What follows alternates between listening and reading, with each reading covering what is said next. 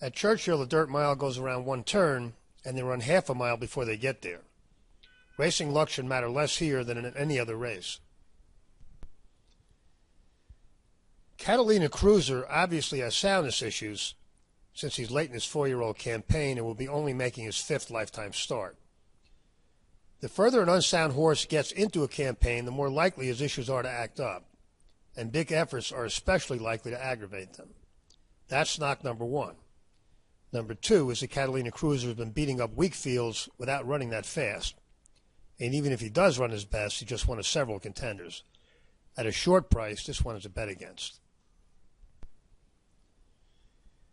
City of Light got very good late last year and better than that this year, when 3 of his 4 starts earned figures better than Catalina Cruiser has ever run, and the other came in 1.25 miles. He didn't get full value out of those figures due to some wide trips, but the one-turn configuration should minimize the ground loss here. City of Light has always run well fresh, and he has good time into this. He's definitely the one to beat. Forenzi Fire threw a gigantic number out of nowhere for service in July, a 7-point new top, and the best anyone in this race has ever run.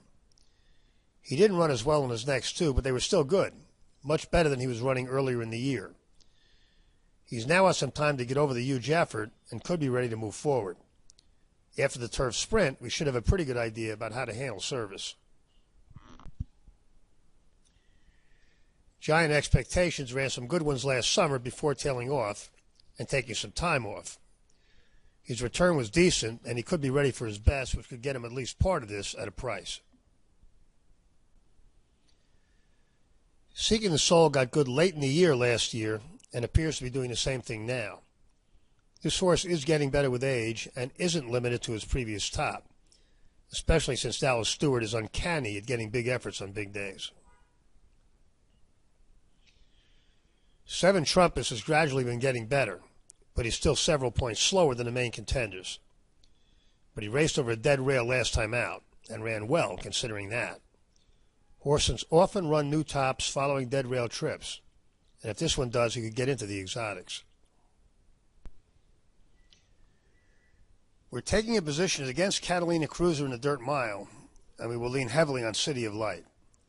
How heavily we use Forenzi Fire will depend a lot on what happens with service in the turf sprint, but he's the main threat. The others to use in exotics are Seeking the Soul and Giant Expectations, and we might use 7 Trumpets underneath if he's long.